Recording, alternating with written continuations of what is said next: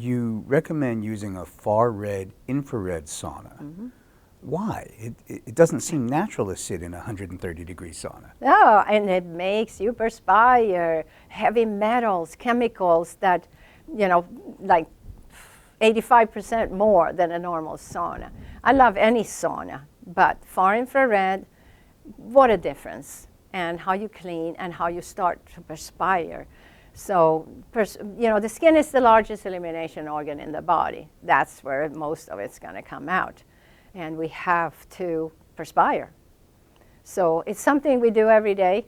My husband and I, Brian, we do everyday sauna, no matter if it's far infrared or normal. If it's fired up sauna, like in Scandinavia, we have a lot of those burned saunas, or it's far infrared, fine. Just why it's been such a part of so many cultures. Indian culture have theirs. In Scandinavia, we have the saunas. But everybody in the old days understood that our bodies needs to perspire to get rid of build up toxins. How do we protect our liver? So liver, oh my God, that's your detox organ. So the more chemicals I take, the more medication that I take, the worse it is for the liver. The more alcohol I drink, of course, the worse for the liver. Coffee is worse for the liver. So now a lot of people get something called fatty liver. And a lot of them have never touched alcohol. They never drink. And so they're like, well, fatty liver is from alcohol. No. It's from the sugar, from the processed foods. So alcohol, of course, is one part. But now you see so many people, they've just been eating heavy-duty processed food. And if you think that McDonald's and frozen food and all the processed stuff is ever going to help your liver, you're on the wrong track. You got to go on living food. You got to have food that has nourishment to give you. And give, you know, hopefully alcohol doesn't have a place in your life anymore. Alcohol causes cancer. It's a carcinogen, and all that sugar. And, you know, and people will say, of course, that cultures have been using wine and other alcohols. Nobody used it like we do it today. Nobody. Nobody had it availability. They didn't have a store to go to. And it's the same with meat. Nobody ate meat.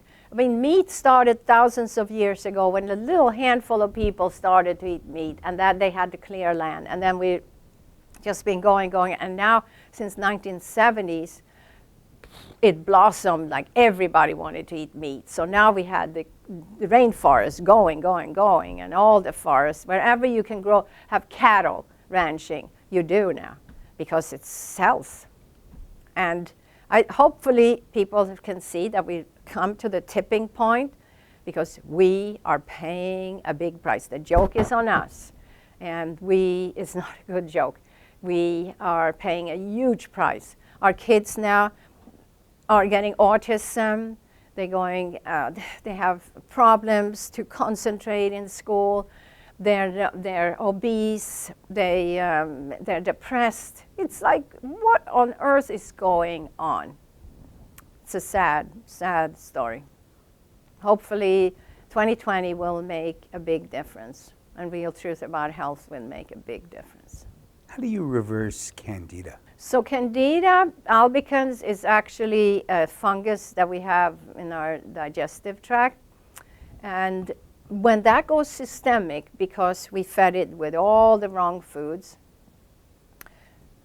even meats, dairy, and gluten, and of course alcohol, anything fermented, except sauerkraut.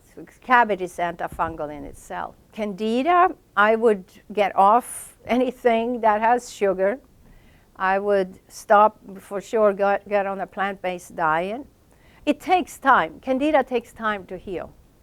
There are Candida cleanses, and you have to realize that Candida is a parasitic yeast infection. So we also will have to work on parasites. And, you know, medically, you don't hear much about parasites, and it's so common. It's a big problem. We get it mainly from water sources that are not filtered enough. But I do a parasite cleanse once a year because we travel all the time. And how do I know even if a good plant-based restaurant has used tap water to clean all my vegetables, right? So sooner or later, I'm going to get something too. It is making indigestion, poor elimination, but it can work on me emotionally too. So a lot of people with Candida have foggy brain. And they're just waiting to get out of that foggy brain. We made supplements, of course, Candida cleanse, but we have made a supplement called Conscious Brain that helps the brain fog. It's really good stuff, amazing. B12, enzymes, probiotic, of course, to help during this time. But, you know, we're going to have to take step by step. Get on plant-based diet, get off the sugars, even fruits, and let your body heal. Just so you know, it takes time. It's not an overnight deal, like, okay, I did it. No. Live it, be with it. How do we protect our thyroid? So that is, I work on that all the time with every guest because there are thyroid tests, free T4, free T3, and TSH. And there's antibody globulin test. Well, so a lot of people come and the numbers are perfect. But let's say that they take, for example, Prozac. Prozac has fluoride in it. Fluoride kills iodine. The thyroid lives on iodine. Iodine is the source that follicular cells use. And you know, we naturally had it in soil before. It's so depleted that it's not in soil hardly anymore. We can't count on it. And salt used to have it, but in the 70s they took fluoride and a lot of other goodies. They just left sodium chloride in it, and we suffered. And then they said, oops, well, so then they made iodized salt, which as soon as you open that container, it evaporates. So fluoride and bromide kills, and chlorine. If I go in the pool, that's really tough on the iodine. So I myself take the iodine that we carry, which is 100% ionic. Take a few drops of that. I take selenium and zinc, and what a difference! It's just to help to protect it because it's the most sensitive gland to radiation, which we are surrounded by. How do we protect our adrenal glands? So adrenal glands, yes, because they're the ones that will really mess with us when we have the stress. I'm not sleeping well, I'm not eating well. You know, a lot of people work 2 jobs and they don't have time to, you know, go home, make juice and all of that. So they just grab whatever they can.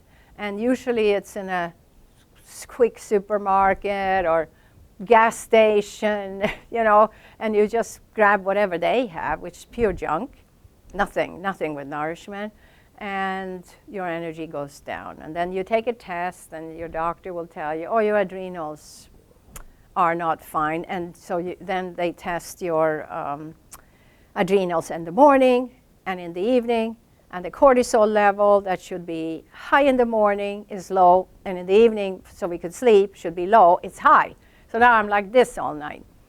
And people have to exercise. I say, take a walk before you go to sleep. Get either some family member or get a friend and say, can you take a walk? Can we take a walk half an hour before I go to sleep? And, you know, like 7 or 8. No matter what weather, if it's raining, snowing, if it's cold, if it's hot, just do that. Just dress for it. Dress for it. You know, we